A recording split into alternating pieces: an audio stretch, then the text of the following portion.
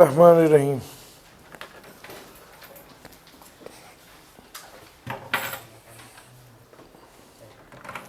आवाज़ और डिस्प्ले मुझे कंफर्म करें, ठीक है। Income from property, chapter number 6 income from property की बात करनी है। इनकम फ्रॉम प्रॉपर्टी से मुराद है बुनियादी तौर पे इनकम फ्रॉम प्रॉपर्टी में शामिल होता है, और income from property immovable property की रेंटल इनकम से हासिल होती है। आपने रेंट का क्या मतलब है? आपने किसी को कोई अपनी प्रॉपर्टी किराए पर दी और उसके बदले में आपने पैसा वसूल किया, उसको रेंट कहते हैं। ये प्रॉपर्टी जो आपने किसी को किराए पर दी है, ये प्रॉपर्टी जो आपने किसी को किराए पर दी है, इसका सीन क्या होता है?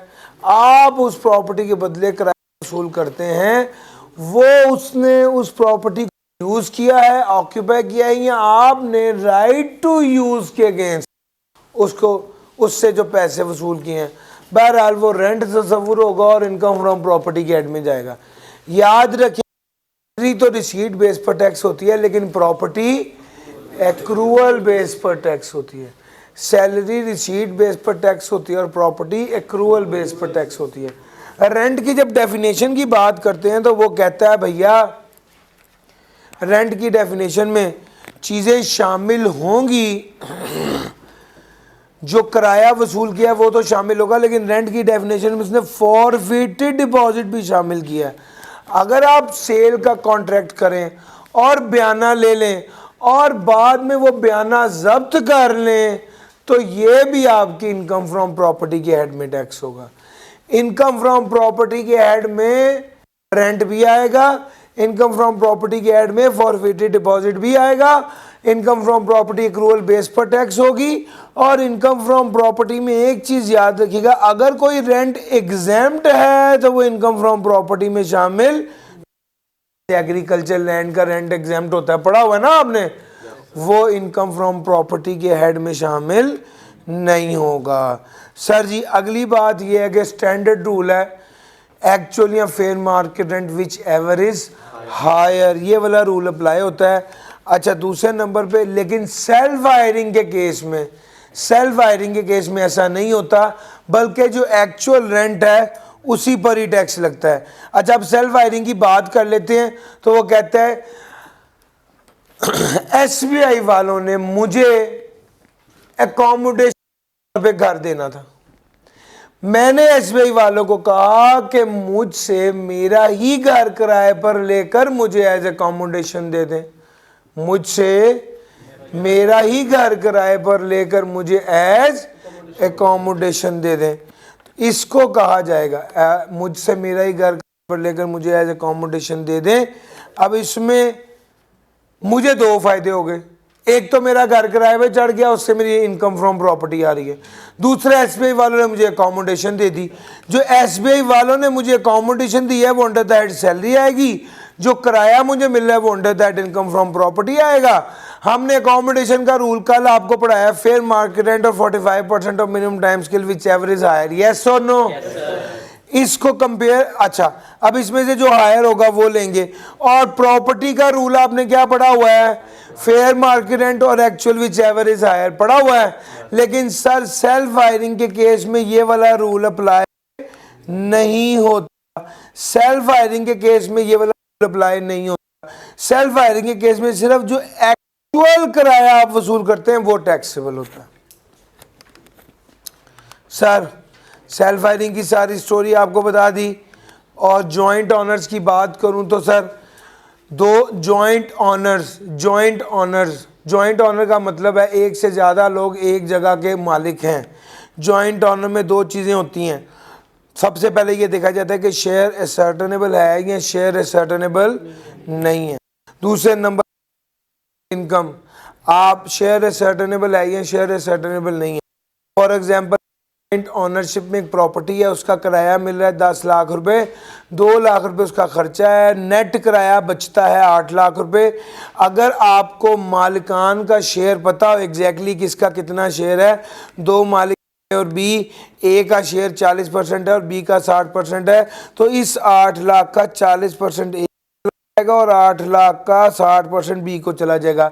Meaning thereby net rental income पे परसेंटेज अप्लाई करेंगे और उतना उस बंदे की इनकम में शामिल हो जाएगा और फिर उस पर वो खुद टैक्स देगा। अच्छा, अगर तो जॉइंट ऑनरशिप हो लेकिन शेयर असर्टेनेबल ना हो, जॉइंट ऑनरशिप हो लेकिन शेयर असर्टेनेबल ना हो, तो हम ए और बी दोनों को देखते हैं। सर जी क्या कहा? अगर जॉइंट ऑनरशिप हो और शेयर असर्टेनेबल ना हो तो हम क्या करते हैं? फिर हम एओपी की तरह ट्रीट करते हैं। एओपी में क्या होता है? रेंट में से एक्सपेंस भी माइनस करते हैं, टैक्स भी माइनस करते हैं और फिर जो रकम रह जाती है वो पार्टनरशिप की तरह एओपी की तरह ट्रीट कर देते हैं। आप लोग अभी रिविजन क्लास में हैं तो इसका कि आपने चैप्टर 12 पढ़ा हुआ है और आपको पता है वहां पर जो प्रॉफिट शेयरिंग रेशो है उस रेशो पे इसको तकसीम कर दिया जाता है और एओपी अपने पार्टनर्स को जो प्रॉफिट तकसीम करते हैं वो टैक्स काट के तकसीम करते हैं। तो यहाँ पर यही वाले रूल सारा अप्लाई होगा जॉइंट ओनर्स के केस में। अच्छा, फिर उसके बाद है इनकम फ्रॉम प्रॉपर्टी में से खर्चे माइनस करने की इजाज़त है। देखो, सैलरी में से कोई खर्चा माइनस नहीं होता लेकिन इनकम फ्रॉम प्रॉपर्टी में से खर्चा होता है। कौन सा खर्चा? रिपेयर का खर्चा माइनस होगा जो 1/5 ऑफ चार्जेबल रेंट। इंश्योरेंस का खर्चा माइनस होगा। प्रॉपर्टी रिलेटेड टैक्सेस हैं, property related taxes including ground rent payable to government और लोकल अथॉरिटी, ये minus. Interest on loan utilise for property including mortgage charges, ये वाला खर्चा माइनस होगा। सर जी, रिपेयर का खर्चा सिर्फ बिल्डिंग के लिए, इंश्योरेंस का खर्चा सिर्फ बिल्डिंग के लिए, प्रॉपर्टी टैक्स ग्राउंड बिल्डिंग दोनों के लिए। Interest on loan utilise for property including mortgage charges, utilise for property including mortgage charges. Sir, अगर प्रॉपर्टी की बात करें तो रेंट है 1 मिलियन, रिपेयर है। अच्छा, अब ज़रा देखिएगा, अगर एक्चुअल रिपेयर 4 लाख है तो 4 लाख माइनस नहीं होगी बल्कि कितनी माइनस होगी? 20% माइनस होगी इफेक्टिव ऑफ एक्चुअल। और समझ गए? सर जी अगली बात सुनो, इसके बाद अगली बात ये है, अगर आपने प्रॉपर्टी लेने के लिए कोई लोन लिया है और प्रॉपर्टी से कोई किराया आ रहा है और लोन का कोई इंटरेस्ट पे करना है तो उस किराए में से इंटरेस्ट ऑन लोन माइनस करने की इजाज़त होगी। बाज़ ऐसे भी होता है कि आप एक ऐसा अरेंजमेंट करते हैं कि जिससे आप पैसा लेते हैं उसको कहते हैं मैं तुम्हें किराए का हिस्सा दूंगा। तो अगर आप किराए का हिस्सा उसको पे करते हैं तो वो एज डिडक्शन ला होता है। किराए का हिस्सा जो आप उसको पे करेंगे वो एज डिडक्शन ला होता है। बाज़ औक़ात ऐसा भी होता है, आप किसी को कहते हैं कि मुझे पैसे दे दो, मैंने मकान खरीदना है, आप उससे पैसे ले लेते हैं और क्या करते हैं, मैं तुम्हें किराए का हिस्सा भी दूंगा, प्रॉपर्टी की वैल्यू बढ़ेगी वो भी दूंगा। यार मेरा पॉइंट समझ आ रहा है? किराए का हिस्सा भी दूंगा और जो प्रॉपर्टी की वैल्यू बढ़ेगी वो भी दूंगा। तो सर इस केस में share of rental income including share towards the appreciation in the value of property including HBFC और the scheduled bank. Sir legal charges दूसरे नंबर पे क्या आ गया? Legal charges. Legal charges to defend title of property और any suit connected with the property को। Sir ji ये अगला पॉइंट, और एनी सूट कोर्ट, इसका मतलब है अगर कोई बंदा लीगल चार्जेस पे कर अपनी टाइटल अपनी मलकियत को बचाने के तो जो वो में से माइनस करने की इजाजत होगी। याद रखिएगा, पे हम ये बात समझाने के लिए मैं आपको ये वाली एग्जांपल देता हूँ कि भैया हम तो ये समझते हैं ना कि किसी बंदे के पास 2 दुकानें होंगी, 4 दुकानें, 2 मकान, 6 मकान होंगे, लोगों के पास 500-500 400-400 प्लाजे हैं और एक प्लाजे के अंदर 100 दुकान होती है। तो सर ये बहुत बड़ा नेटवर्क। ऐसे बंदे के पास एक अलहदा ऑफिस होता है जिसके अंदर अकाउंटेंट्स बैठे होते हैं, 10-8 अकाउंटेंट्स बैठे होते हैं। आप कहते हैं सर रिकवरी वाले लोग बैठे होते हैं, वकील बैठे होते हैं, बदमाश बैठे होते हैं पैसे रिकवर करने के लिए कि कोई प्रॉपर्टी पे कब्जा ना करे। इन सारे लोगों को तनख्वाहें देनी है, तो क्या इनकम फ्रॉम प्रॉपर्टी में से ये वाला खर्चा माइनस होगा?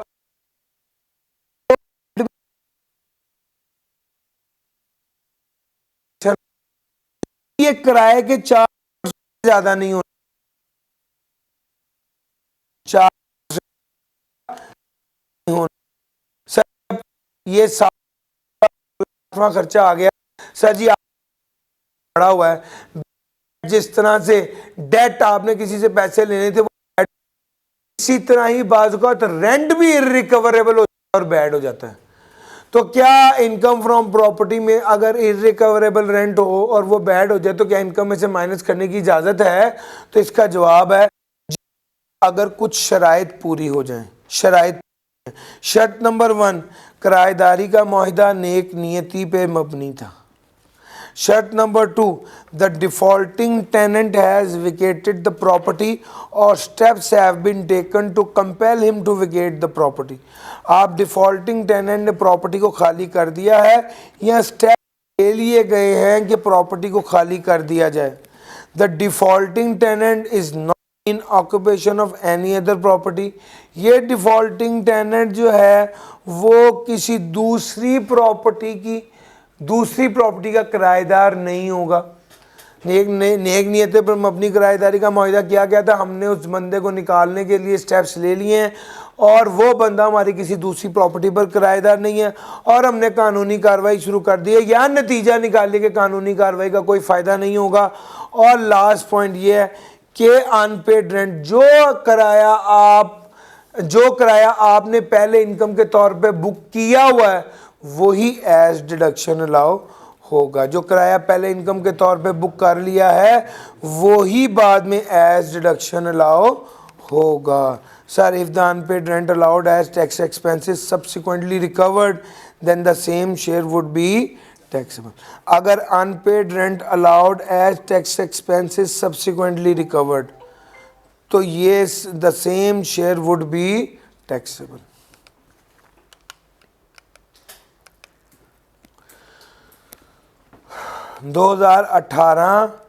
अच्छा, अगली बात सुनो। अगर एक खर्चा आपने किया था इनकम फ्रॉम प्रॉपर्टी के हवाले से 2018 में और आपने एंट्री की थी एक्सपेंस टू पेबल, यानी वो एज डिडक्शन अलाउ हो गया था। 2019 गुजरा, 20 गुजरा, 21 गुजरा और आपने वो खर्चा बाद में पे नहीं किया, तो 3 साल जिस साल वो खर्चा हुआ है वो साल के बाद 3 साल गुजर गए, अभी भी आपने वो खर्चा पे नहीं किया, तो चौथे साल वो दोबारा क्या हो जाएगा? इनकम में शामिल हो जाएगा और 2023 में दोबारा सब्सिक्वेंटली वो पे हो जाएगा। Sir,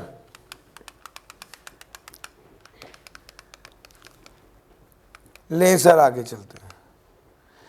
if the liability or part of the liability for which the deduction claimed is not paid within 3 years from the end of tax year in which the deduction was allowed. Sir ji, ये सारी बात हमने कर ली। अगर liability या part of the liability जिसके वाल से डिडक्शन क्लेम की गई थी विद इन 3 years, ये वाली बात तो कर ली है ना, वो 3 साल तक आपने पे नहीं किया तो वो दोबारा एज डिडक्शन दोबारा इनकम में शामिल हो जाएगा।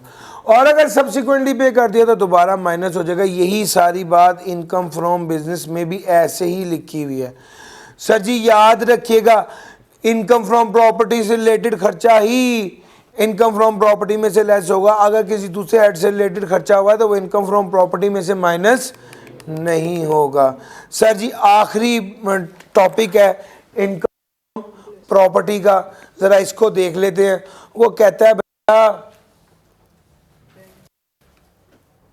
अगर आपने प्रॉपर्टी को किराए पर दिया है और एडवांस लिया है तो एडवांस 2 तरह का होता है। एक को कहते हैं एडजस्टेबल एडवांस और एक को कहते हैं non adjustable advance. Adjustable advance वो होता है जो रेंट के अगेंस्ट एडजस्ट हो जाता है। एडजस्टेबल एडवांस वो होता है जो रेंट के अगेंस्ट एडजस्ट हो जाता है, जबकि नॉन एडजस्टेबल एडवांस वो होता है जो रेंट के अगेंस्ट एडजस्ट नहीं होता। Return to the tenant after the vacation of property. Sir ji, ये टैक्सेबल होता है। नॉन एडजस्टेबल एडवांस वो है जो किराए के अगेंस्ट एडजस्ट नहीं होता। यार, 1 लाख रुपया सिक्योरिटी 20,000 रुपया किराया है, पर मंथ 15,000 पे किया जाता है और 5,000 रुपये उस सिक्योरिटी से एडजस्ट हो जाता है। यार मेरा पॉइंट समझ आ रहा है? इसको कहते हैं एडजस्टेबल एडवांस। इस केस में ये वाली जो कोई टैक्स नहीं होता। हाँ, अगर वो आपको कहे जी 20,000 रुपया किराया है और 1,00,000 रुपये एडवांस है, एडवांस आपसे ले लिया है और ये आपको वापस तब मिलेगा जब आप मकान खाली करोगे, और आपने हर महीने किराया पूरा 20,000 ही अदा करना होता है। यार मेरा पॉइंट समझ आ रहा है? इस केस में इसको कहते हैं नॉन एडजस्टेबल एडवांस। अगर उसने सवाल में कुछ ना बताया और खामोश हो तो पाकिस्तान में नॉन एडजस्टेबल एडवांस ही राइज है। वो सर समझ आ रहा है? लो सर,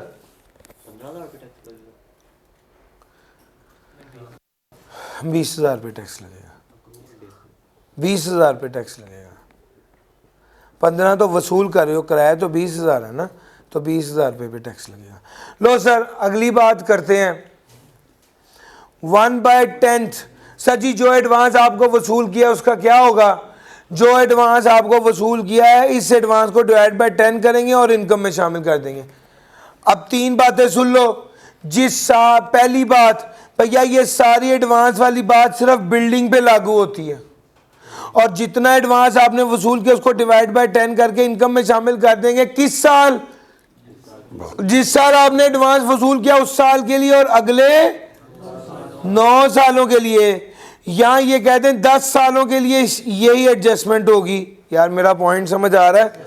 दूसरे नंबर पे बात करूं तो वो कहता है जिस साल एडवांस वापस करेंगे उस साल कुछ भी टैक्स नहीं होगा। जिस साल एडवांस वसूल किया उस साल डिवाइड बाय 10 करके इनकम में शामिल कर दो। जिस साल एडवांस वापस किया उस साल कुछ भी टैक्स नहीं होगा। तीसरी बात सुन लो, वैकेंसी, अगर आपने एक जगह खाली करवाई और एक किराएदार को उसका एडवांस वापस किया और दूसरा किराएदार बुलाकर उससे नया एडवांस ले लिया, तो क्या करेंगे? जो नया एडवांस आपने लिया है उसको डिवाइड बाय 10 करो, लेकिन उसमें से माइनस कर दो पुराने एडवांस का वो हिस्सा है, पुराने एडवांस का वो हिस्सा जिस पे टैक्स लग चुका है। और यार मुश्किल तो नहीं लग रहा? लो सर यही सारी बातें मैंने आपको बतानी थी। यहाँ पर ये चैप्टर ख़त्म हो गया है। अगर एक शॉर्ट समरी आपके साथ शेयर करूं तो सर इनकम फ्रॉम प्रॉपर्टी में इनकम के हेड में क्या आना है? रेंट आना है, actual fair market whichever is higher. फिर दूसरे नंबर पे क्या आना है? नॉन एडजस्टेबल एडवांस आना है। तीसरे नंबर पे क्या आना है? फॉरफिटेड डिपॉजिट आना है। चौथे नंबर पे क्या आना है? अगर कोई एक्सपेंस आपने पे कर दिया हुआ था और वो अगर कोई एक्सपेंस आपने माइनस कर दिया हुआ था 3 साल तक पे नहीं किया तो उसे क्या किया जाएगा? ऐड बैक कर देंगे, वो आना है। अगर कोई इरिकवरेबल रेंट जो आपने माइनस किया कर दिया हुआ था बाद में रिसीव हो गया तो वो आना है। मैक्सिमम जो चीज़ें आनी हैं वो ये हैं। अब ज़रा अगली बात कर लेते हैं, खर्चे कौन से माइनस होने हैं? रिपेयर अलाउंस माइनस होना है। Any tax connected with property, property tax, municipal tax, local tax, any other tax, और सर जी ये माइनस होना है। फिर एडमिन और कलेक्शन चार्जेस माइनस होने हैं। फिर ग्राउंड रेंट माइनस होना है। फिर इंटरेस्ट ऑन लोन माइनस होना है। फिर इंश्योरेंस माइनस होनी है।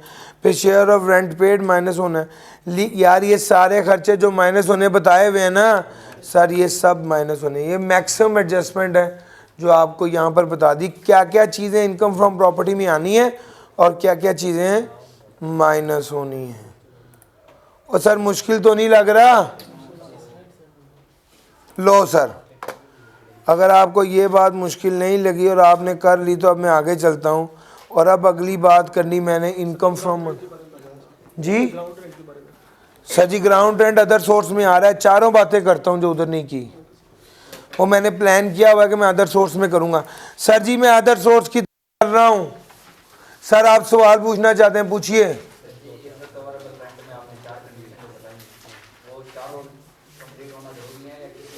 वो चारों पूरी होनी जरूरी है। वो जो 1/5 मोशन अमाउंट है उसका जैसे रिपेयर अलाउंस की है, रेंट अगर ज़्यादा बताया तो वो ज़्यादा वाला एक्सपेंस में माइनस करें या जितना रेंट फाइनल आपने टैक्स लॉ के मुताबिक निकाला है उसी का ही 20% लेना है।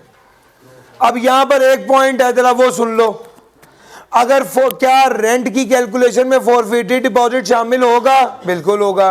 अच्छा, जब 20% लेना है तो वो रेंट की अमाउंट का लेना है, उसमें फॉरफिटेड डिपॉजिट शामिल होगा या नहीं होगा? तो इसका जवाब है कि अगर फॉरफिटेड डिपॉजिट प्लॉट से रिलेटेड है तो शामिल नहीं होगा, क्योंकि रिपेयर सिर्फ किसकी मिलनी है? बिल्डिंग की। तो ये जो गलती करते हैं वो ये करते हैं, रेंट की वैल्यू निकाल के उसका 20% ले लेते हैं। ना, आपने रेंट उसका 20% लेकर लेस करना होता है। उसी में अगर एक्चुअल रिपेयर अलाउंस और बताया हो, एक्चुअल पे मिट्टी डालें, एक्चुअल जैसे ही लिखा उसको फौरन काट दें कि तुम तो मुझे बेवकूफ बना रहे हो। हमने एक्चुअल लेना ही नहीं है, हमने हमेशा क्या लेना है? 20% लेना है। 3 सिचुएशंस होती हैं, एक्चुअल कभी ज्यादा बताता है, कभी कम बताता है, कभी एक्चुअल बताता ही नहीं है। ठीक है, तो क्लास में तो नॉर्मली जब रूटीन क्लास होती है तो मैं तीनों सिचुएशंस को डिस्कस करता हूं, लेकिन दोस्त निचोड़ है, आज तो निचोड़ बताने का दिन है। निचोड़ यह है कि 20% ले लो, एक्चुअल जो भी लिखा है उसको इग्नोर कर दो।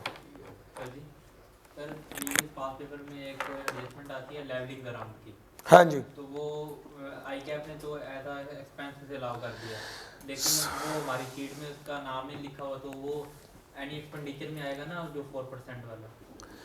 सर जी देखिए, levelling of ground basically ground से रिलेटेड रिपेयर का खर्चा है। रिपेयर एज डिडक्शन अलाउ नहीं होती ग्राउंड पर, वो बिल्डिंग पर होती है सर। ये असल थीम है इसकी।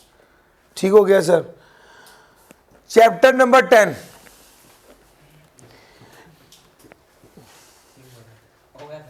कोई कंफ्यूजन है तो दोबारा हाजिर हूँ सर। सर वो लेवलिंग ग्राउंड ना उसने वैसे एज एक्सपेंस अलाउ कर दिया। असल में बात यह है कि आई कैप वाले ने अपने पेपर में उसको माइनस कर दिया ना, वो असल कंफ्यूजन कॉज कर रहा है। हालांकि इससे पहले एक सवाल आया हुआ, इससे पहले भी, जिसमें रिपेयर लेवलिंग ऑफ ग्राउंड को रिपेयर कहा गया था और रिपेयर को माइनस नहीं किया था, चूँकि लैंड की रिपेयर माइनस नहीं होती, बिल्डिंग की रिपेयर माइनस होती। ठीक हो गया सर, ये असल बात है। लैंड की repair as per law minus नहीं है। अच्छा जी, introduction to the income tax from other source. भैया पहला सवाल तो ये अदर सोर्स होता क्या है? तो अदर सोर्स क्या होता है जरा देखते हैं। अदर सोर्स खुद कुछ जो बच गया वो अदर सोर्स। इनकम हो, टैक्सेबल हो, एग्जेम्प्ट ना हो, एनटीआर हो, एफटीआर ना हो, क्या है? किसी दूसरे हेड में फॉल ना करता, किसी दूसरे हेड में fall. Income from other source receipt base पर टैक्स होता है। किस बेस पे टैक्स होता है? इनकम फ्रॉम अदर सोर्स में क्या क्या शामिल होता है? बात नंबर 1, डिविडेंड। सची डिविडेंड तो एफटीआर है भैया। जब वो फॉरेन डिविडेंड होता है तो वो एफटीआर नहीं होता है, एनटीआर होता है और अदर सोर्स में जाता है। रॉयल्टी, सर रॉयल्टी तो एफटीआर है भैया। अगर रॉयल्टी फॉरेन रेजिडेंट को मिले तो एफटीआर, अगर पाकिस्तानी को मिले तो एनटीआर है। एनटीआर होगी तो पाकिस्तानी कहना चाहिए या रेजिडेंट कहना चाहिए? अगर रेजिडेंट को मिले तो एनटीआर है। फिर profit on debt. Profit on debt तो सेपरेट ब्लॉक आइटम होता है, लेकिन दोस्त यही प्रॉफिट ऑन डेट अगर कंपनी को मिलेगा तो एनटीआर होगा, अदर सोर्स में जाएगा। Additional payment on delayed refund. Sir ji अगर आपका टैक्स कट गया 11 लाख का, जबकि आपकी लायबिलिटी थी 10 लाख की और आपका रिफंड बनता था 1 लाख, लेकिन टैक्स वालों ने आपको 1 साल बाद 1,10,000 पे किया, इजाफी कितना पे किया? ये इनकम फ्रॉम अदर सोर्स में जाए, इसको कहते हैं additional payment on delayed. Sir ji अब 4 बातें आपके साथ डिस्कस करने लगा हूं। देखने में वो इनकम फ्रॉम प्रॉपर्टी लगती हैं, लेकिन असल में वो इनकम फ्रॉम अदर सोर्स हैं। सबसे पहला आ गया ग्राउंड रेंट। अगर आपने अपना ग्राउंड किसी को किराए पर दिया और किराएदार ने उसके ऊपर बिल्डिंग बना ली अपना पैसा लगा के और आपको उस ग्राउंड का किराया दे रहा है, इनकम फ्रॉम प्रॉपर्टी नहीं होगा बल्कि इनकम फ्रॉम अदर सोर्स होगा। सर जी अगर मैंने एक जगह किराए पर लिया है डबल पोर्शन का घर और ऊपर वाला पोर्शन आगे किराए पर दे दिया है तो इसको सब लीज कहते हैं। सब लीज से जो पैसे मैं कमाऊंगा वो इनकम फ्रॉम अदर सोर्स में जाएंगे। मैंने बिल्डिंग और मशीनरी को इकट्ठा किराए पर दे दिया है तो ये भी इनकम फ्रॉम प्रॉपर्टी में नहीं जाएगा, इनकम फ्रॉम अदर सोर्स में जाएगा।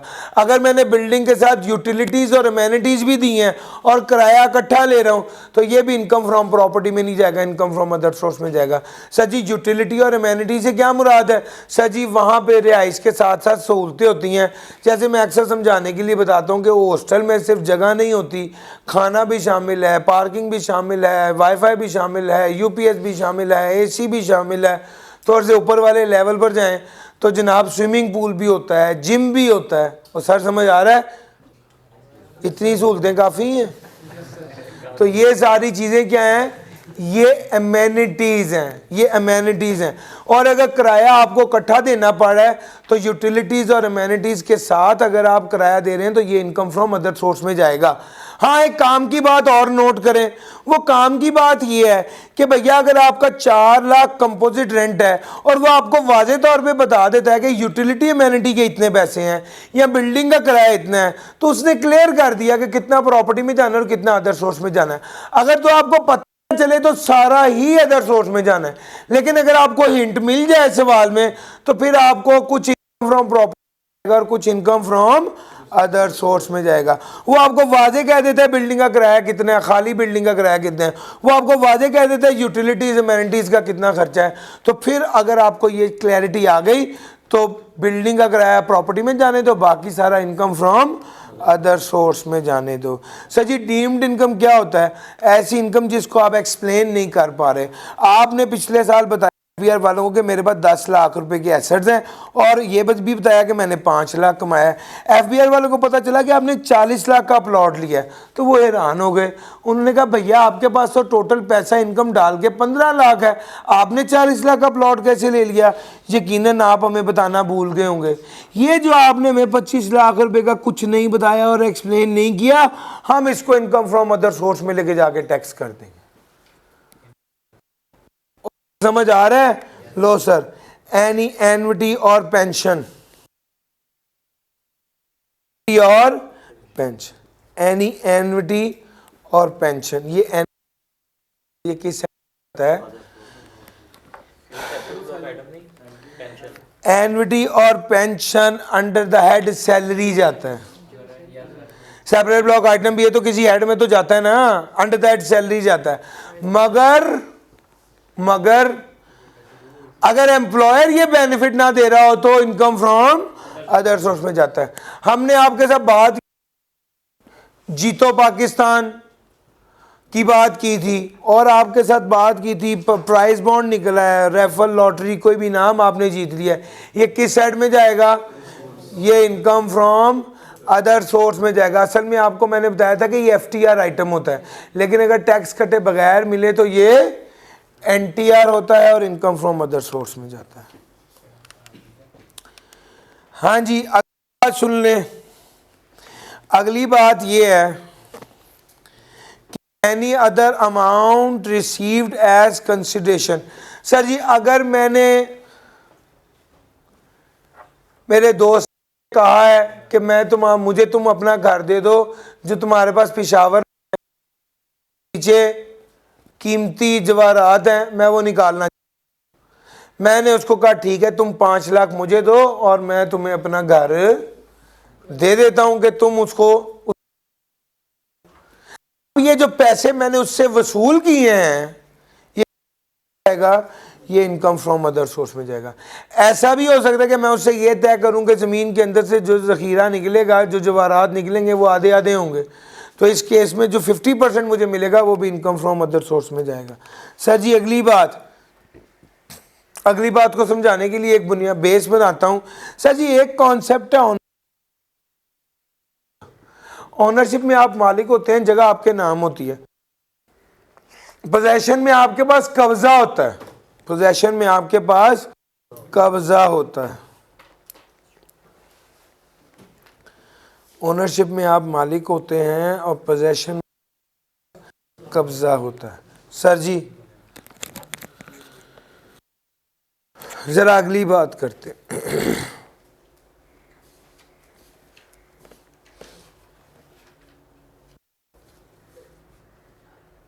8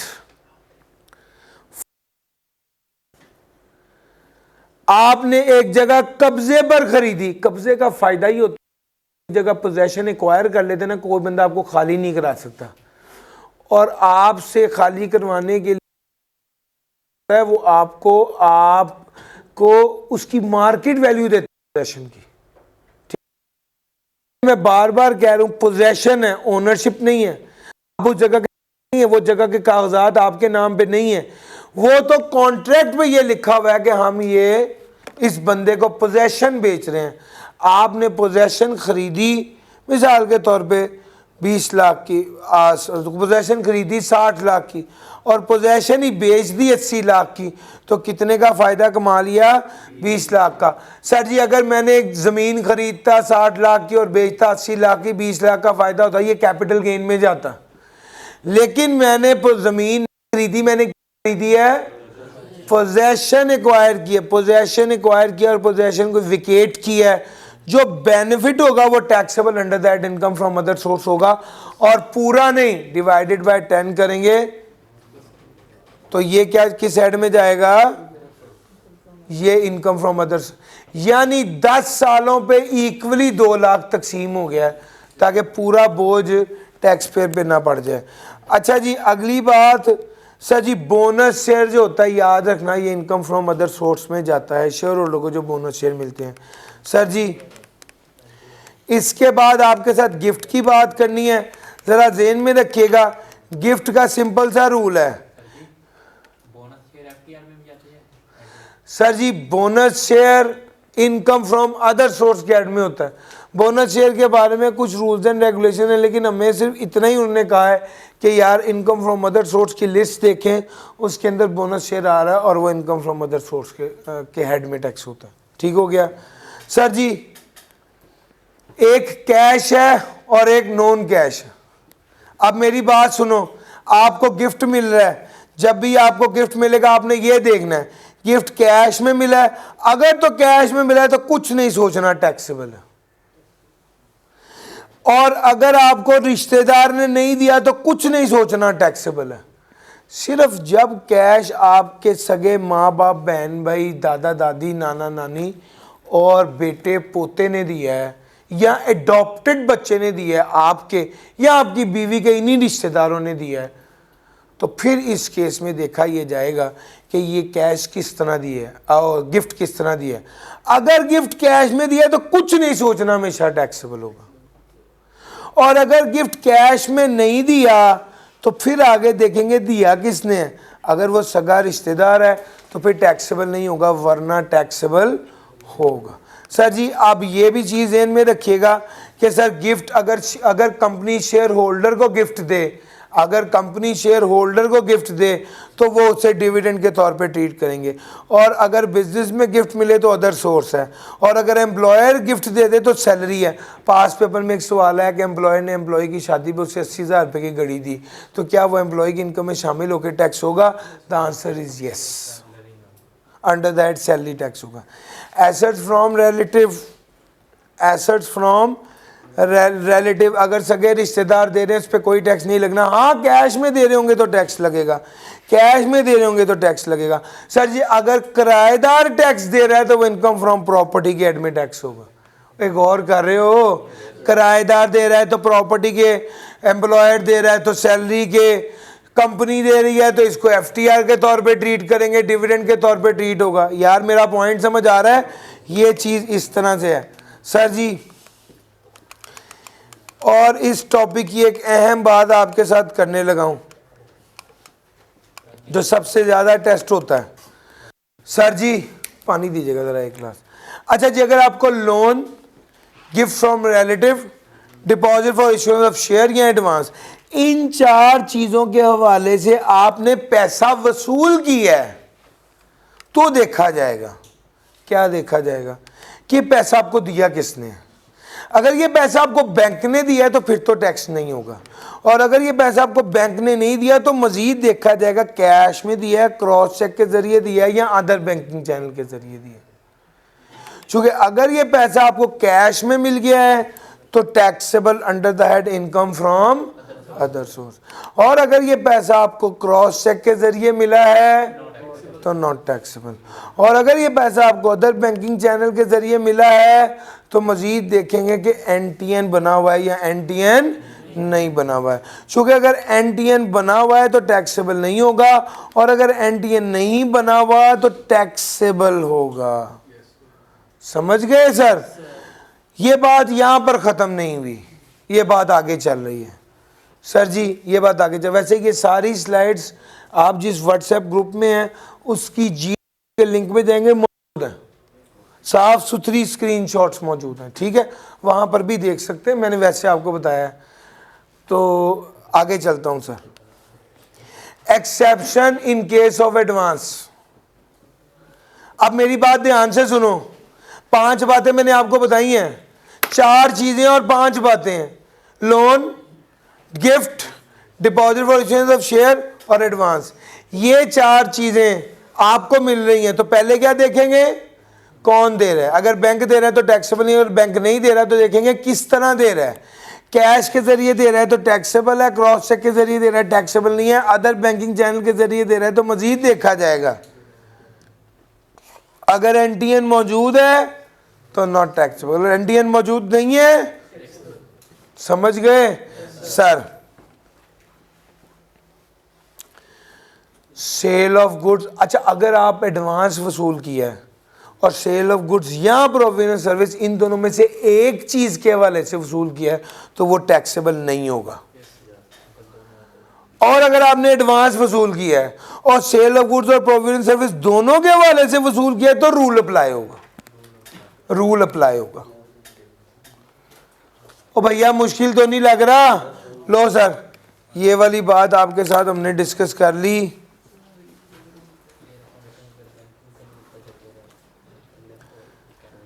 अच्छा एक अहम बात यह है कि इनकम फ्रॉम अदर सोर्स में वो आएगा जो किसी दूसरे हेड में ना जाता हो। उसने एक बड़ी अहम बात यह कही है कि profit on debt income from other source में आता है, लेकिन अगर बैंक है जिसका बिजनेस ही प्रॉफिट ऑन डेट से पैसे कमाना है तो वही इनकम फ्रॉम बिजनेस में आएगा और इनकम फ्रॉम अदर सोर्स में नहीं आएगा। सर जी प्रॉफिट ऑन डेट की टैक्सेबिलिटी पर बात कर लेते हैं। अच्छा प्रॉफिट ऑन डेट की टैक्सेबिलिटी पर बात कर लेते हैं, चलो कर लेते हैं बात यार। प्रॉफिट ऑन डेट क्या है, इसके बारे में 5 बातें उसने कही। उसने कहा यार आप प्रॉफिट कहें, आप यील्ड कहें, आप इंटरेस्ट कहें, आप डिस्काउंट कहें, आप प्रीमियम कहें, जो भी आपको फिक्स रिटर्न मिल रहा है वो प्रॉफिट ऑन डेट है, सिवाय रिटर्न ऑफ कैपिटल के। पहली बात मुकम्मल हो गई। दूसरी बात वो ये कहता है कि अगर कोई सर्विस फी या कोई और चार्ज आपने लोन की फैसिलिटी ली, बाद में लोन लिया या नहीं लिया इससे फर्क नहीं पड़ता, अगर आपने लोन की फैसिलिटी ले ली तो उसके वजह से जो खर्चा करना पड़ा वो भी प्रॉफिट ऑन डेट कहलाएगा। तीसरी बात यह कि प्रॉफिट ऑन डेट बैंक के लिए इनकम फ्रॉम बिजनेस और इनकम फ्रॉम अदर सोर्स नहीं है।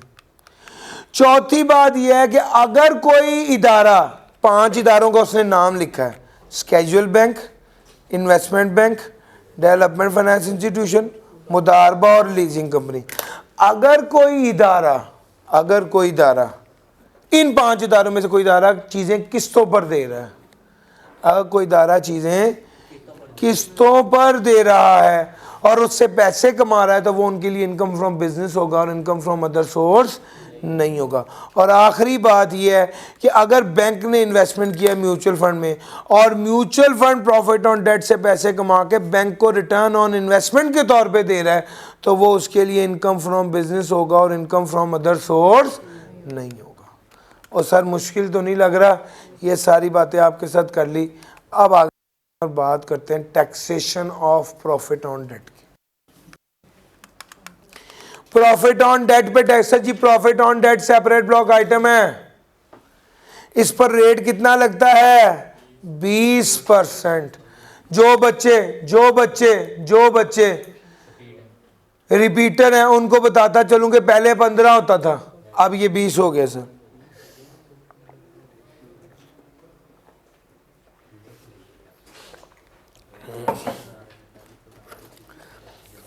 For individual and AOP profit on debt पर कितना टैक्स लगेगा? 20% लगेगा। जो प्रॉफिट ऑन डेट देने वाला इदारा है वो भी 20%, जो प्रॉफिट ऑन डेट देने वाला इदारा है वो भी 20% टैक्स काट के पैसा देगा। फिर तीसरी बात ये, अगर आपने कोई एग्रीमेंट किया हुआ है,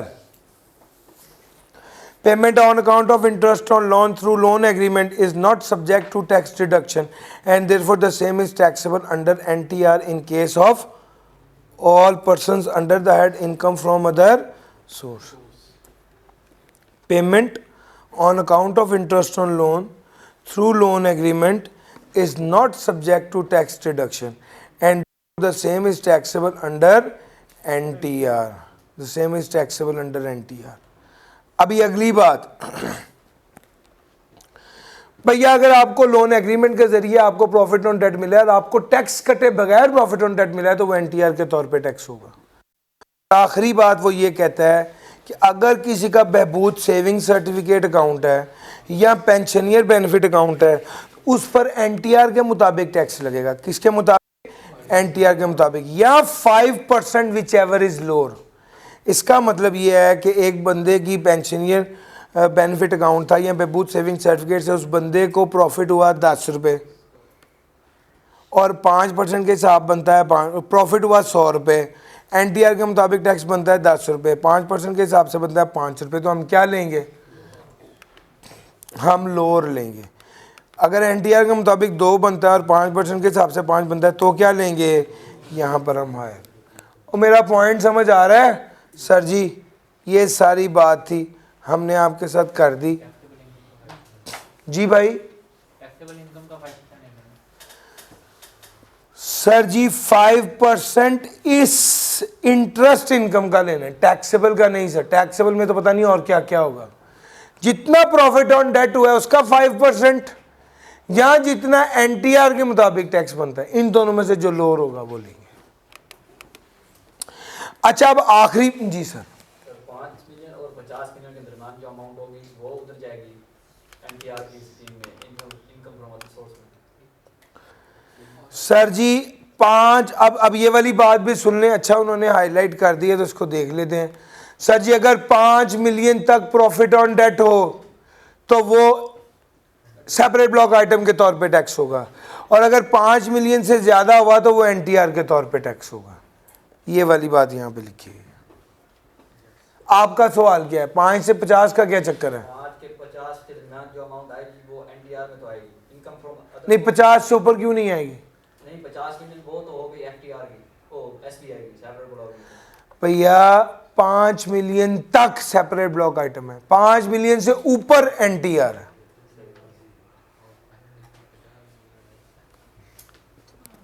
नोट कर लें ये वाला पॉइंट, 5 मिलियन तक।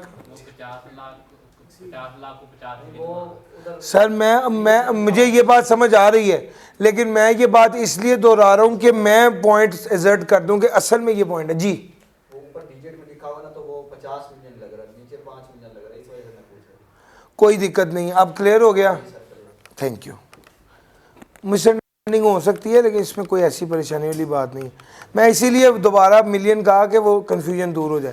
सर जी कौन से खर्चे माइनस करने की इजाज़त है? सिंपल सा सूर है, इनकम फ्रॉम अदर सोर्स में हर खर्चा जो इनकम कमाने के लिए किया गया माइनस करने की इजाज़त है, कोई टेंशन नहीं।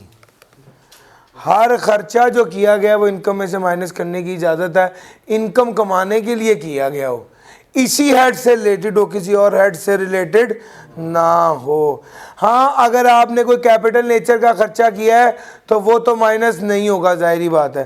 अगली बात यह है कि इनकम अगर profit on debt separate block item है तो ज़कात तो उसमें से माइनस नहीं होगी। फिर तीसरी बात यह, अगर आपने बिल्डिंग और प्लांट एंड मशीनरी को इकट्ठा किराए पर दिया है, बिल्डिंग और प्लांट एंड मशीनरी को इकट्ठा किराए पर दिया है तो क्या होगा? बिल्डिंग और प्लांट एंड मशीनरी को इकट्ठा किराए पर दिया है तो डेप्रिसिएशन एज डिडक्शन अलाउ होगी। Building along with plant and machinery को इकट्ठा किराए पर दिया तो डेप्रिसिएशन एज डिडक्शन अलाउ होगी। जी सर तो ये प्लांट और बिल्डिंग जो अगले बंदे को दी है वो डेप्रिसिएशन लेगा या हम खुद उसके ऊपर हमें सर जी हम मालिक हैं, मालिक को ही डेप्रिसिएशन ला होती है हमेशा। नहीं वो उसके पास चला गया ना ऐसे सर जी हमने किराए पे ही दिया कि पक्का चला गया, मालिक तो मैं हूं ना, तो जो जिसने उस एसेट को रिकॉग्नाइज किया उसी ने ही डेप्रिसिएशन माइनस करनी, जो किराएदार है वो किस चीज की डेप्रिसिएशन माइनस करेगा। सर जी किसी और हेड से रिलेटेड कोई खर्चा इनकम फ्रॉम प्रॉपर्टी में से माइनस करने की इजाजत नहीं। किसी और हेड से रिलेटेड कोई और खर्चा इनकम फ्रॉम अदर सोर्स में से माइनस करने की इजाजत नहीं है, ये वाली बात की है। जी सर ज़कात। सर जी ज़कात वाली बात यह है कि चूंकि प्रॉफिट ऑन डेट होती है सेपरेट ब्लॉक आइटम, जब कोई सेपरेट ब्लॉक आइटम होता है तो उसमें से डिडक्टेबल अलाउंस माइनस नहीं होता। हाँ अगर प्रॉफिट ऑन डेट कंपनी को मिलेगा तो वो सेपरेट ब्लॉक आइटम नहीं है, एनटीआर है, उसमें से ज़कात माइनस होगी, ये बात कही है। समझ गए? चलूं आगे। सर जी मैंने आपको इनकम फ्रॉम अदर सोर्स की सारी बातें बता दी, इनकम फ्रॉम अदर सोर्स की सारी बातें बता दी। हाँ दो तीन चीज़ें मेरे जहन में चल रही हैं, मैं चाहता हूँ वो डिस्कस ज़रूर हो। इसका एक पास पेपर है इसका एक प्रैक्टिस क्वेश्चन है आपकी किताब का E6 आई कैप की किताब में भी है, ये ज़रूर कीजिएगा, अच्छा कॉन्सेप्ट है इसके अंदर। फिर उसके बाद इसमें से उसके बाद एक सवाल है दूसरा जिसमें बिल्डिंग और प्लांट एंड मशीनरी को इकट्ठा किराए पर दिया हुआ है, उसमें कुछ इनकम फ्रॉम प्रॉपर्टी में भी जाता है और कुछ इनकम फ्रॉम अदर सोर्स में भी जाता है। ये वाले एक दो सवाल पास पेपर में इसको ज़रूर कीजिएगा। और एक सवाल ये वाला है, इसमें तीनों चीज़ें ही हैं, को ओनरशिप भी है, प्रॉपर्टी भी है, अदर सोर्स भी है। ये वाला सवाल भी किताब में है, ज़रूर कीजिएगा। ये तीन टाइप के सवाल मैंने आपको बता दिए, इसकी प्रैक्टिस आपने ज़रूर करनी है। पास पेपर में भी दिया हुआ है, पास पेपर स्प्रिंग 2017 का क्वेश्चन नंबर 3 है, यही है। मैं असल में उन लोगों को भी बता रहा हूँ जिन लोगों के पास मेरी किताब नहीं है। सर जी पास पेपर में अगर मैं आपको बताऊं, फरहीन वाला सवाल बहुत अच्छा सवाल है, आपने ज़रूर अटेम्प्ट करना है। फरहीन और काशिफ वाला सवाल, फरहीन और काशिफ, ये दो सवाल करें। और क्वेश्चन नंबर 5, वैसे मैंने क्वेश्चन नंबर 5 के बारे में कहना है कि कैपिटल गेन जब कर लेना उसके बाद क्वेश्चन नंबर 5 आपने जरूर करना। क्वेश्चन नंबर 5 को मैं दूसरे बच्चों के लिए बता दूं कि दिस इज ऑटम 2019 का क्वेश्चन नंबर 2 है, नोट कर लीजिए। ये सवाल आपने ज़रूर करने हैं, ये फ्रीक्वेंटली इस तरह के सवाल पेपर में आते हैं और मैं इस बार वैसे एक्सपेक्ट कर रहा हूँ कि इस तरह का एक सवाल आएगा। क्वेश्चन नंबर, अब मैं चैप्टर नंबर 9 की तरफ आ जाऊं। चैप्टर नंबर, यार मैं कोई चीज़ छोड़ तो नहीं रहा, सारी चीज़ें बड़ी डिटेल से कवर करवा रहा हूं सर आपको। जी सर, बस आप इसको 2x पे ना सुनिएगा कि आप बस यही देख रहे होंगे यार, एक मेरी स्पीड ऊपर से आपकी, तो ये डबल हो जाएगा सर। इसको 1x पे देखें, साथ साथ इसको समझें। सर जी कैपिटल एसेट क्या होता है, कैपिटल गेन क्या होता है? कैपिटल एसेट के डिस्पोजल पर जो गेन है उसे कैपिटल गेन कहते हैं। सर जी तवज्जो है? कैपिटल एसेट के डिस्पोजल पर जो गेन है उसे कैपिटल गेन कहते हैं, पहली बात। दूसरी बात, capital asset means property of every kind held by the person whether or not connected with the business but does not include. Sir ji capital asset से मुराद है property of every kind held by the person whether or not connected with the business but does not include, लेकिन क्या शामिल नहीं है? Point number 1, stock in trade, consumable store और raw material. Sir ji capital asset से मुराद है property of every kind held by the person whether or not connected with the business but does not include. इसमें sir capital asset के disposal पे जो gain है उसे कैपिटल गेन कहते हैं। पहली बात बता दी, कैपिटल एसेट से क्या मुराद है? कैपिटल एसेट में वो कहते हैं क्या कैपिटल एसेट होता है इसको छोड़ो, क्या नहीं होता उसको देख लेते हैं। वो कहता है स्टॉक इन्वेंट्री कैपिटल एसेट नहीं है, डेप्रिशिएबल एसेट कैपिटल एसेट नहीं है, अमोर्टाइजेबल एसेट कैपिटल एसेट नहीं है, personal movable asset capital asset नहीं है सिवाय इन 12 आइटम्स के, यानी ये 8 रिलेटेड आइटम्स कैपिटल एसेट्स हैं। यार मेरा पॉइंट समझ आ रहा है? जब वो आपको कह रहा था कि मैं आपको लिस्ट आता हूं कौन कौन सी चीजें कैपिटल एसेट नहीं है, और उसमें उसने कह दिया सिवाय इन 12 आइटम्स के, तो इसका मतलब है ये तो कंफर्म कैपिटल एसेट हो गई। और मेरा पॉइंट समझ आ रहा है? ये 8 traded item, painting, coin, drawing, medallion, jewellery, sculpture, folio, first day cover, book, rare manuscript, postage stamp और एंटीक, ये 12 आइटम्स कैपिटल एसेट्स हैं। अच्छा, वो कहते हैं नॉर्मली कैपिटल एसेट जब कहा जाता है तो इससे मुराद क्या होता है? शेयर्स, मुदारबा certificates, vouchers, goodwill, patent, copyright. Sir ji goodwill तो अमाउंटाइजेबल एसेट है, पेटेंट्स तो अमाउंटाइजेबल एसेट है, आप कह रहे हैं ये कैपिटल एसेट है। जी भैया, अगर कोई एसेट अमाउंटाइजेबल एसेट है तो वो कैपिटल एसेट नहीं है, यानी वो वाला पेटेंट जिसकी यूजफुल लाइफ है और अमोर्टाइजेशन कैलकुलेट करेंगे उसको आप इनकम फ्रॉम बिजनेस में ट्रीट करेंगे और कैपिटल गेन में ट्रीट नहीं करेंगे। और अगर उसकी यूजफुल लाइफ नहीं है तो वो क्या है? वो फिर कैपिटल गेन, उस पर अमोर्टाइजेशन नहीं आनी तो फिर कैपिटल एसेट होगा। जी भाई बिल्कुल, अगर यूजफुल लाइफ ना दी हो तो आप एज्यूम करेंगे कि वो उसकी यूजफुल लाइफ 15 साल है, इनकम फ्रॉम बिजनेस में ये जाकर पढ़ाएंगे। लेकिन अगर वो आपको ये कह दे कि ये वाला एसेट अमोर्टाइजेबल ही नहीं है तो लाजमी तौर पे वो फिर भी यूजफुल लाइफ नहीं बताएगा, और जब वो नहीं बताएगा तो वो क्या होगा? वो कैपिटल एसेट होगा। कैपिटल एसेट के डिस्पोजल पर जो गेन होगा वो क्या होगा? कैपिटल गेन होगा। कुछ ऐसे कैपिटल एसेट भी हैं जिनके डिस्पोजल पर गेन टैक्सेबल नहीं होता और वो कैपिटल गेन के हेड में नहीं आता। अच्छा, अब जरा अगली बात ये भी सुन लो। सर जी डिस्पोजल क्या होता है? डिस्पोजल क्या होता है? फॉर्मूला सिंपल है, यहां एसेट ना रहे, यहां आप एसेट के मालिक ना रहो, यहां एसेट ना रहे, यहां आप एसेट के मालिक ना रहो। एसेट गुम गया, डिस्ट्रॉय हो गया, एक्सपायर हो गया, खत्म हो गया, बेच दिया, ट्रांसफर कर दिया, माफ कर दिया, वो ड्राइवर जो भी, यहाँ एसेट नहीं रहा, यहाँ आप एसेट के मालिक नहीं रहे, इसको डिस्पोजल कहेंगे। जो बंदा मर जाता है उसका एसेट उसके बच्चों के नाम होता है, ये भी डिस्पोजल है। जरूरी नहीं है आप पूरा 10 कनाल ही बेचें, आप 10 कनाल में से 1 कनाल भी बेच दें तो ये भी डिस्पोजल है। क्या लैंड कैपिटल एसेट है? तो इसका जवाब है यस, लैंड कैपिटल एसेट है। क्या बिल्डिंग कैपिटल एसेट है? क्या बिल्डिंग कैपिटल एसेट है? सर जी सोच के जवाब देना है। सर जी लैंड कैपिटल एसेट है, बिल्डिंग देखना पड़ेगा, पर्सनल यूज हो रहा है तो डेप्रिशिएबल नहीं है, यानी कैपिटल एसेट है। और अगर बिल्डिंग बिजनेस के लिए इस्तेमाल हो, बिजनेस की है तो देखना पड़ेगा बिजनेस में इस्तेमाल हो रही है या नहीं। अगर बिजनेस में इस्तेमाल हो रही है तो डेप्रिशिएबल है, यानी कैपिटल एसेट नहीं है। लेकिन अगर बिजनेस ने इन्वेस्टमेंट किया और डेप्रिशिएट नहीं हो रही तो कैपिटल एसेट है। तो ये बड़ी ध्यान से, लैंड तो कंफर्म कैपिटल एसेट है। बिल्डिंग के बारे में आपको देखना पड़ेगा, अगर पर्सनल है तो फिर तो कैपिटल एसेट नहीं, कैपिटल एसेट है।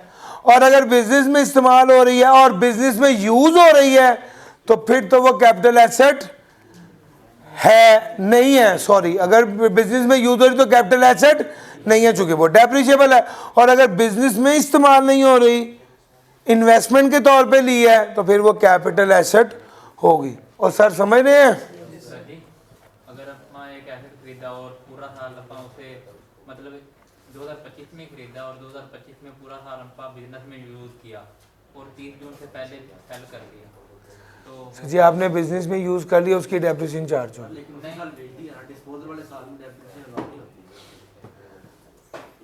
इसकी वजह से वो आप ये तो नहीं कह सकते कि वो डेप्रिशिएबल ही नहीं रहा, वो डेप्रिशिएबल तो हुआ है ना सर।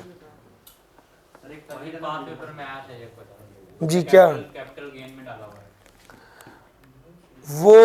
वो किसी और, वो एक्सपोर्ट का बिजनेस करता था, वो सवाल आप दोबारा देखें, वो एक्सपोर्ट का बिजनेस था जिस सवाल की आप बात कर रहे हैं, और उसने कहा था कि आप उसको FTR ट्रीट करें, वो दूसरा सवाल है। नहीं, इसी क्लास के बाद डिस्कस कर लेते हैं, ठीक है। लो सर, कैपिटल एसेट क्या है?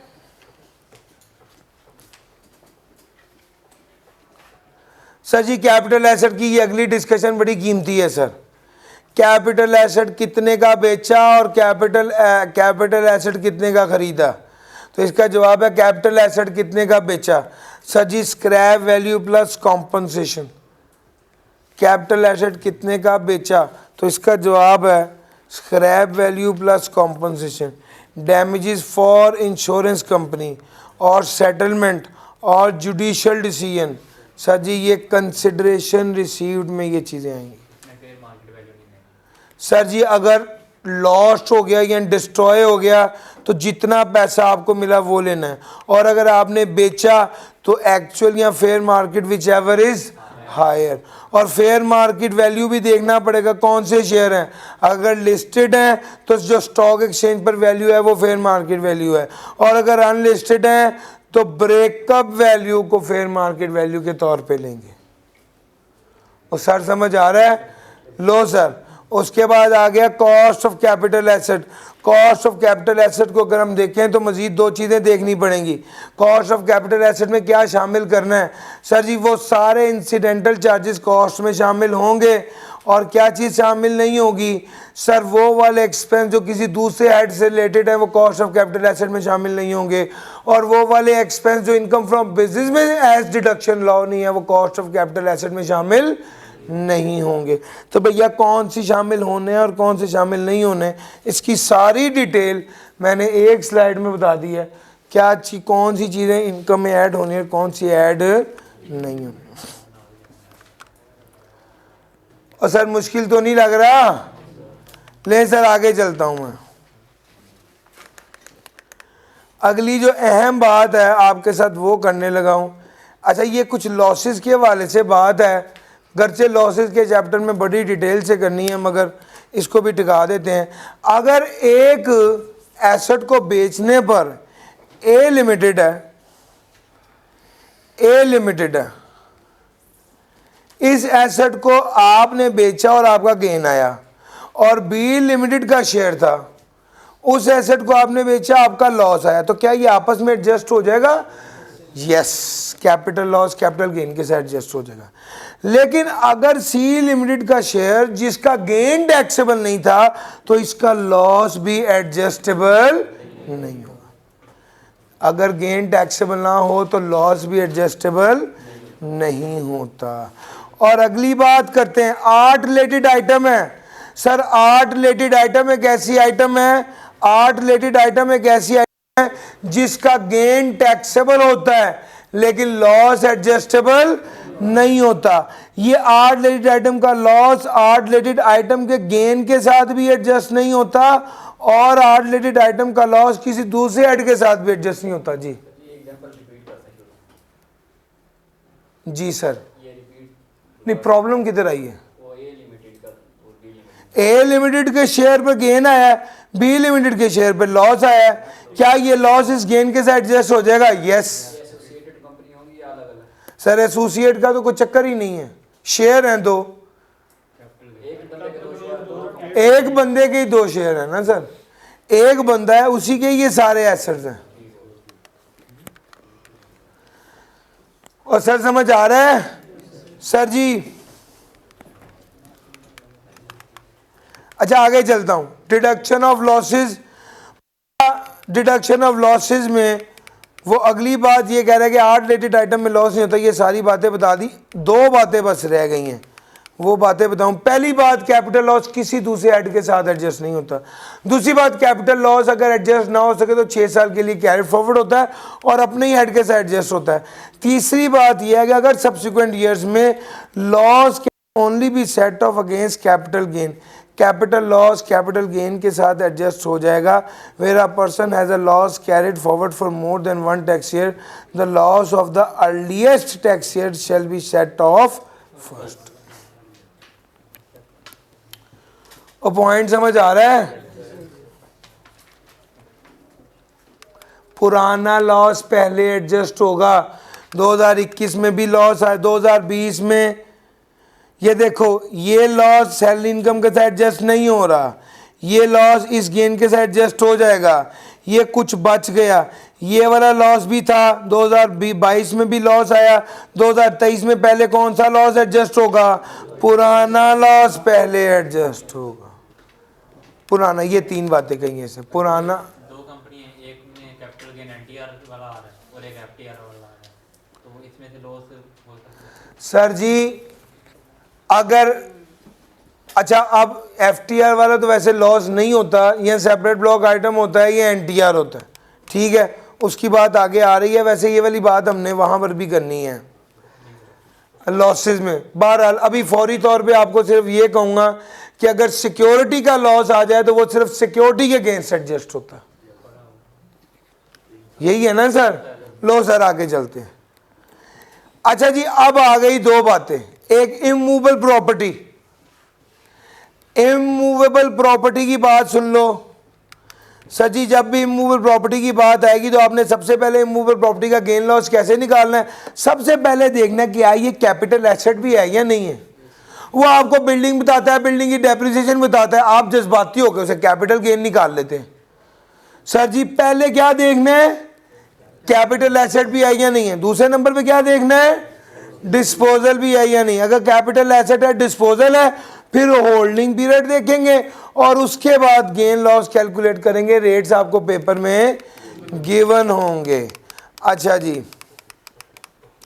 लैंड और बिल्डिंग की स्टोरी मैंने आपके साथ पहले डिस्कस कर ली है। अगली बात एक काम की और है, वो सुन लें। रेजिडेंट पर्सन हो, उसके पास इमूवेबल प्रॉपर्टी हो, वो उसने होल्ड की हुई हो, तो समझा जाएगा कि उस प्रॉपर्टी की फेयर मार्केट वैल्यू के 5% के बराबर उसको इनकम मिल रही है। टैक्स नहीं लगाया, 5% के बराबर इनकम मिल रही है। उस इनकम को कहा जाता है डीम्ड इनकम। याद रखना, डीम्ड इनकम सच्ची मुच्ची की इनकम नहीं होती, तस्वुराती इनकम है। समझा जाएगा कि इनकम है, सचमुच की इनकम नहीं होती। यानी एक बंदे ने 3 करोड़ रुपए का एक प्लॉट खरीदा, समझा जाएगा वो अगले साल 1 साल गुजर गया, समझा जाएगा कि इस प्लॉट के 5% प्लॉट की वैल्यू के 5% के बराबर इसको क्या हो गया है? इनकम वसूल हो गई है। उसे डीम्ड इनकम कहा जाता है। इस इनकम का 20% टैक्सेबल होगा, यानी 3 करोड़ की प्रॉपर्टी पर 3 लाख रुपए का टैक्स लगेगा। और अगर इफेक्टिवली देखा जाए तो भाई असल में प्रॉपर्टी की फेयर मार्केट वैल्यू के 1% के बराबर उस पर टैक्स लगना है। सर उस बंदे की प्रॉपर्टी की बात कर रहा हूं जिसने होल्ड की हुई है प्रॉपर्टी। अब जरा अगली बात सुन लो। अगर किसी बंदे के पास सिर्फ एक ही मूवेबल प्रॉपर्टी है, अगर किसी बंदे के पास 1 immovable property owned by the resident person, self-owned business premises from where the business is carried on by the person, self-owned agricultural land where agriculture activity is carried on by the person, excluding farmhouse and land annexed thereto. Sir ji अगर अगर किसी बंदे के पास एक ही immovable property है तो ये वाला टैक्स नहीं लगेगा। अगर किसी के बंदे के पास अब ये एक बिल्डिंग है और वो बिजनेस के लिए इस्तेमाल करे तो उस पर ये वाला टैक्स नहीं लगेगा। अगर एग्रीकल्चर लैंड है तो उस पर ये वाला टैक्स नहीं लगेगा, सिवाय ये कि फार्म हाउस हो, और फार्म हाउस भी वो वाला जिसका टोटल मिनिमम एरिया कितना है? 2000 स्क्वायर यार्ड्स है, with the minimum covered area of 5000 square feet. उसके बाद अगली बात है इमूवेबल प्रॉपर्टी अगर किसी शहीद को मिली है, या हाजर सर्विस बंदे को मिली है, या आर्मी के जख्मी को मिली है, या रिटायर्ड बंदे को मिली है, उससे सारी कैटेगरी पूरी कर दी है। या बंदा मर जाता है या जिंदा होता है, जिंदा हो तो या जख्मी होता है या सेहतमंद होता है, और यहाँ सर्विस कर रहा होता है या रिटायर हो जाता है। यार यही मैक्सिमम हो सकते हैं ना सूरत हाल। उसने सारे पूरे कर दिए, हाजर सर्विस है, ये रिटायर्ड है, ये जख्मी है और ये मर गया। देख लें सर, जिस सूरत हाल में भी वो है, ठीक हो गया। अगर सांसें चल रही हैं या नहीं चल रही, हर सूरत हाल में उस पर ये वाला रूल अप्लाई नहीं हुआ। किस पर? जो बंदा अब सुनना, मेरे तरीके से सुनो, मेरे तरीके से, आर्मी का मुलाजिम है या सरकारी मुलाजिम? आर्मी का बंदा है या सरकारी मुलाजिम है? सरकारी का मतलब है फेडरल प्रोविंशियल गवर्नमेंट का एम्प्लॉई है या पाकिस्तान आर्मी का एम्प्लॉई है। सर अगली बात, सर जी अगर ऑलरेडी आपको इनकम मिल रही है, अगर ऑलरेडी आपको इनकम मिले, any property from which income is chargeable to tax, अगर आपको ऑलरेडी इनकम मिल रही है और आप उस इनकम पे पहले ही टैक्स दे रहे हो तो फिर इस 1% वाला रूल अप्लाई नहीं होगा। अगर आपका पहला साल है, इसी साल आपने एक्वायर किया और आपने विद होल्डिंग टैक्स पे किया हुआ है तो भी यहाँ पर ये वाला रूल अप्लाई नहीं होगा।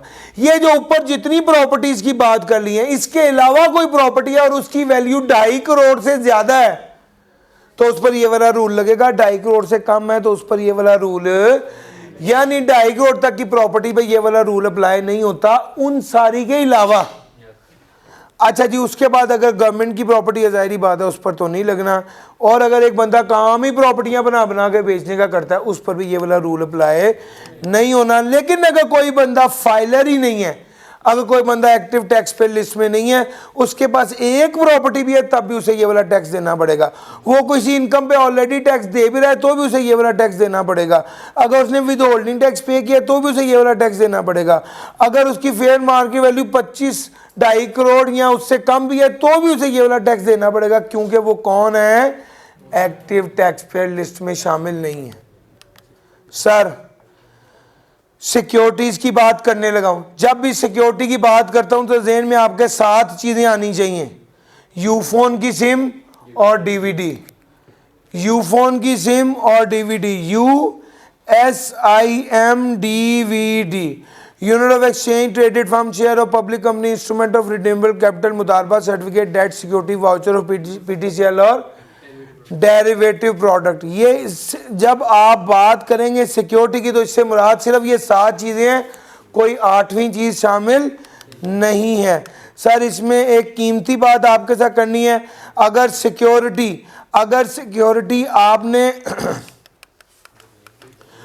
2013 से पहले खरीदी थी तो कोई टैक्स नहीं है, 2022 से पहले खरीदी थी तो 12.5% टैक्स है, 2022 के बाद खरीदी थी तो रूल अप्लाई होगा, 2024 के बाद खरीदी है तो 15%।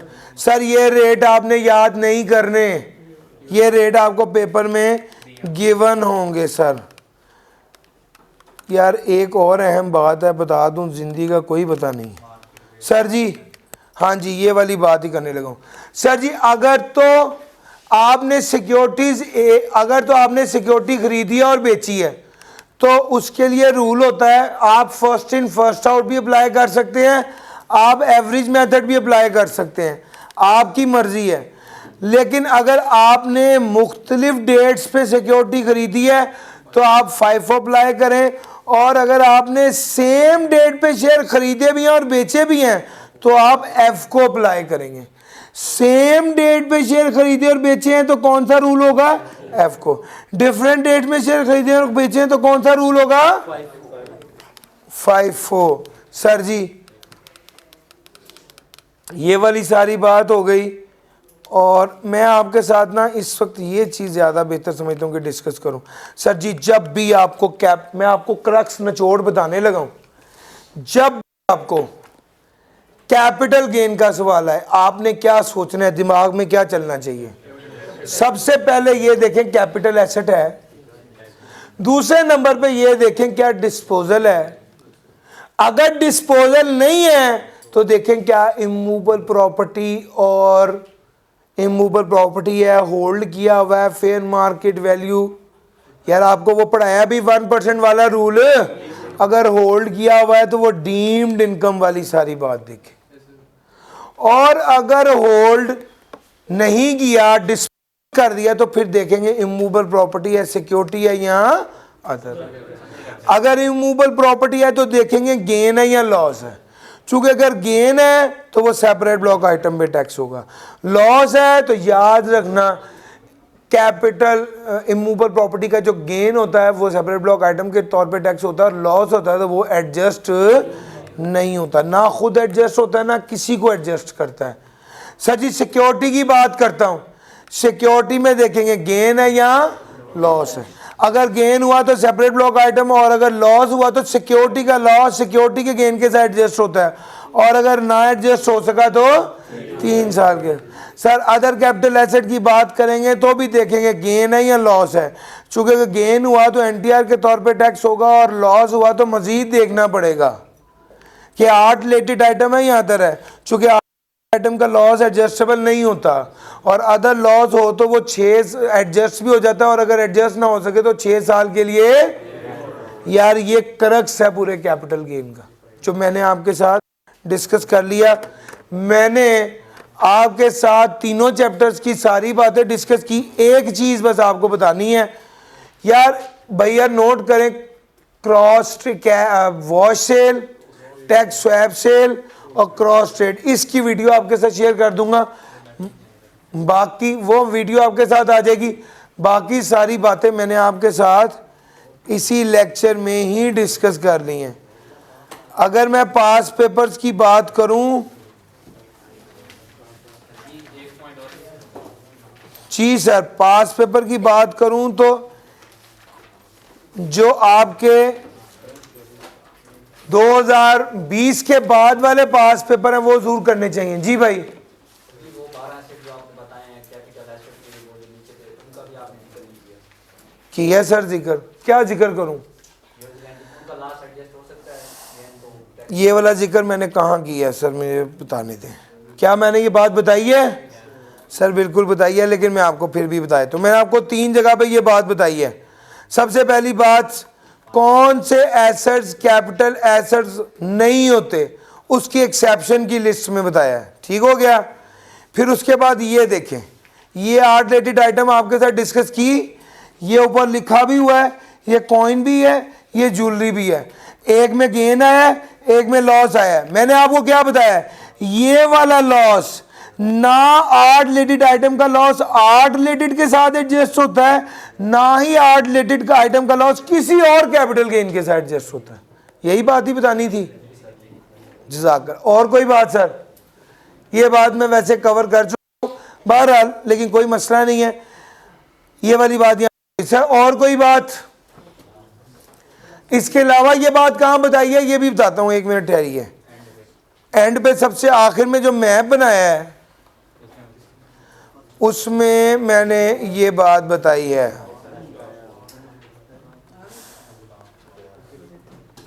ले सर ये देखिएगा, ये देखिएगा 8 रिलेटेड आइटम का अगर लॉस है तो वो एडजस्टेबल नहीं होगा। 8 रिलेटेड आइटम का लॉस एडजस्टेबल नहीं होगा, और अगर 8 रिलेटेड आइटम के अलावा किसी और कैपिटल एसेट पर लॉस आ जाए तो वो एडजस्ट भी होता है, 6 साल के लिए कैरेट फॉरवर्ड भी होता है।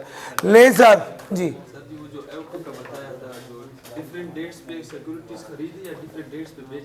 सर जी सेम डेट पर सिक्योरिटी खरीदी और बेची या डिफरेंट डेट पर सिक्योरिटी खरीदी और बेची? अगर सेम डेट पर सिक्योरिटी खरीदी और बेची तो कौन सा रूल लगेगा? एफ को। और अगर डिफरेंट डेट पर सिक्योरिटी खरीदी और बेची तो कौन सा रूल लगेगा? और सर मुश्किल तो नहीं लग रहा? सर जी अपना एक बेंचमार्क रखें, ये मैं आपको आज बता रहा हूं, और कोई भी सवाल आप अदर दिन क्लास मुझसे पूछ लें तो मैं उसके लिए हाजिर हूं। ये सिर्फ कहने की हद तक नहीं है, आप व्हाट्सएप करेंगे इंशाल्लाह मैं आपको रिस्पॉन्ड करूंगा। 2020 से ऑनवर्ड्स जितने पास पेपर हैं ये आपको कम से कम जरूर तैयार करने चाहिए before appearing into the exam. और आपका जब भी देखो, मैं अक्सर रिलक्टेंट एक अनसीन सवाल या कोई ऐसा सवाल जो किसी किताब से होता है, मैं उसके लिए ज़रूर होता हूँ कि यार ये वाला सवाल जो है वो आप पता नहीं किसने बनाया हुआ है। चूँकि मैं सारी अभी मुझे 10-12 साल हो गए ये गेम खेलते हुए, मुझे पता है बाज़ औक़ात किसी दूसरे टीचर के टीए की गलती मुझे निकालनी पड़ जाती है जो मेरी नहीं बनती, उससे मुझे थोड़ी जान जाती है। पास पेपर का सवाल दें, मैं आपके साथ डिस्कस करता हूँ। और दूसरी बात ये कि जो सच बात है मैं आपको फ्रैंकली बताऊँ, मुझे पहले ही याद होता है। आपने सवाल पूछना है तो मैंने उसकी किताब नहीं देखनी, आपने सवाल पूछ इन्होंने कहा है ना तो मैंने कहा भाई उसमें एक्सपोर्ट की बात भी है, मुझे वो सवाल याद होता है। तो आपने सवाल पूछना है, मैंने जवाब दे देना है। ये जिस तरह जो पेपर आप हल करते हैं वो आपने जो अटैम्प्ट किया होता है वो 10 साल बाद भी देखें तो आप कहेंगे ये पेपर मैंने दिया था। तो सर ये पिछले 10 साल से सारे पेपर मैं ही दे रहा हूँ सर, तो मुझे याद होते हैं। थैंक यू जी, आज के लिए इतना ही था।